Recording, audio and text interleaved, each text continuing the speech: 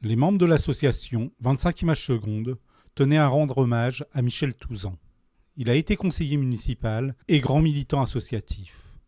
Il s'est toujours intéressé à l'histoire de sa ville. Par des formations professionnelles peut-être, mais pas seulement. Il aimait Gonfreville-Lorcher, la ville et ses habitants. Il était en permanence en recherche sur l'histoire de sa ville. Il en était l'infatigable conteur.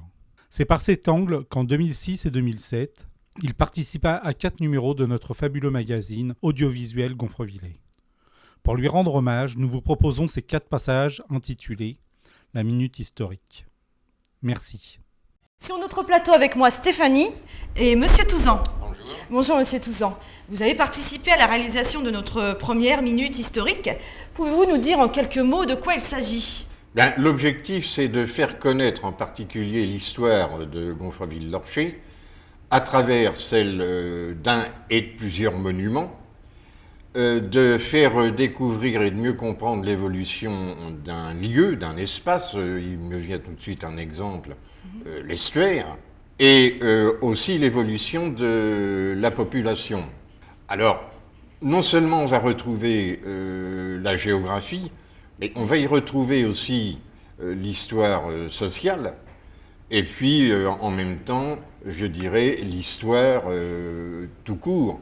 En ce qui concerne l'évolution de la ville, on va passer du Moyen-Âge, je ne dirais pas brutalement, mais au fil des siècles, à, par exemple, la fin de la Seconde Guerre mondiale, ce qui a été la grande aventure gonfrevillaise au XXe siècle, c'est-à-dire les cigarette camps, les fameux camps cigarettes, oui, avec les baraquements, etc.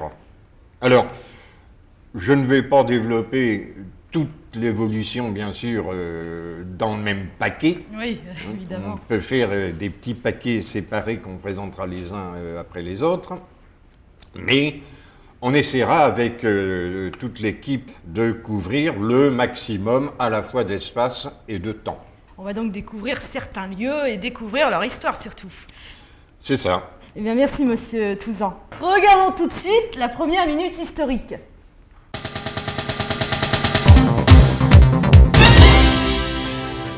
Ah, ce fameux grand mur qui a tant fait jaser beaucoup de générations et même encore maintenant.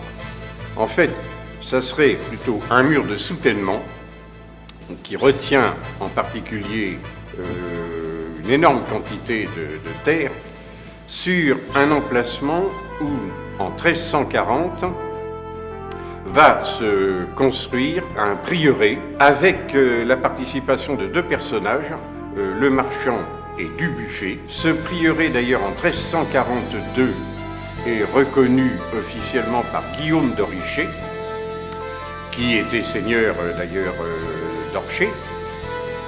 La particularité pour ce prieuré, c'est d'abord qu'il dépendait de l'abbaye de Valmont. Passé 1342, ce prieuré, il ne restera que la chapelle en 1606 et elle sera démolie. Un objectif de la municipalité, c'est d'en faire par la suite un parc, une sorte de square tout au moins, d'endroits ludiques, et on pourra aller se promener par exemple le dimanche. Pour le moment, le chantier est bloqué, il est fermé, alors prudence, regardez le mur, mais n'allez pas derrière pour le moment. Eh bien, comme quoi, le château de la Côte d'Orcher n'était pas un château, mais un prieuré. On a encore beaucoup de choses à découvrir sur notre ville. Alors, ce qu'on appelle le vieux colombier était intégré jusqu'à une période relativement récente dans l'ancienne exploitation agricole de la ferme dite Lemaître. Donc, il ne reste plus rien maintenant. C'est l'équivalent de la place actuelle. Ça remonte, cet aménagement, à 1973. C'est un colombier hexagonal. Le matériau qui a été utilisé, ce sont des cubes de silex blanc et noir. Alors ce colombier, on a tenu à le conserver. Il fait partie du patrimoine de notre commune. Un colombier, c'est en quelque sorte un garde-manger. Il fallait d'ailleurs une autorisation pour avoir des colombiers. C'était aussi un signe d'une certaine richesse, d'une certaine aisance, et les pigeons étaient placés à l'intérieur, soit dans des niches, soit dans des sortes de cages, ce qu'on appelait des boulins.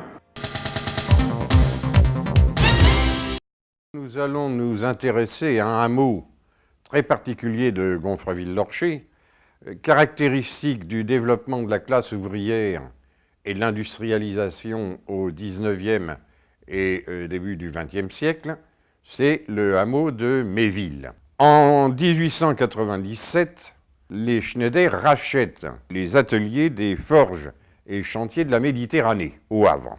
Donc, progressivement, va se constituer un espace industriel sur l'agglomération havraise.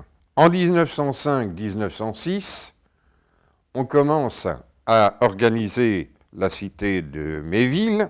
Alors pourquoi Méville? Bien, il est tiré tout simplement de Marie Zélie Schneider, une fille Schneider, ayant été éduquée à l'anglaise, a vu son prénom se contracter en mai.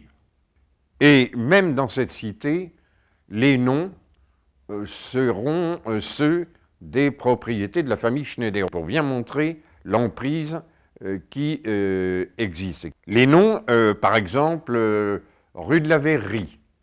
Eh bien, la Verrerie, nous avons eu l'occasion de visiter la vraie Verrerie, c'est au Creusot. Il y a même une rue du Creusot, d'ailleurs, à Méville. Et je vous signale qu'au Creusot, il y a une rue d'Harfleur, parce qu'on place l'usine sur Harfleur, en réalité, elle est sur Gonfreville-Lorcher. On pourrait parler aussi de la rue d'Apremont, rue de la Boulée.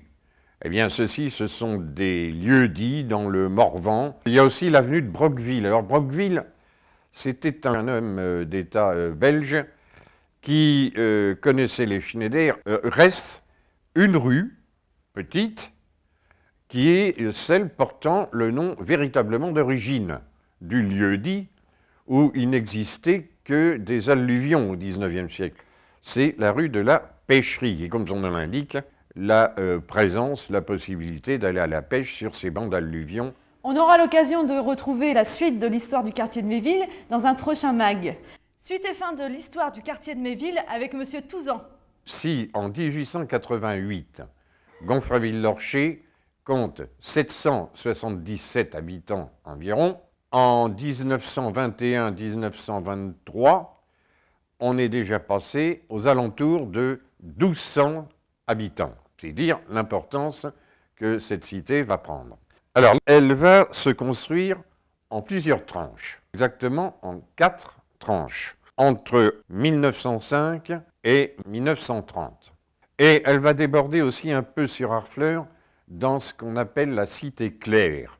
On va construire des bâtiments industriels, par exemple, ils vont porter des lettres et des chiffres, le B2, le D3, etc. Et différents types de bâtiments, selon ces 4 tranches, type T1, T2, T3, c'est-à-dire des maisons, par exemple, à la périphérie pour les cadres, bâtiments assez grands, puis des bâtiments plus petits qui comportent, d'ailleurs encore maintenant, en moyenne 2 logements, auxquels on va ajouter d'ailleurs le petit lopin de terre, le jardin. À partir de 1908-1909, on construit les 2 écoles qui existent toujours. À l'origine, d'ailleurs, elles étaient séparées.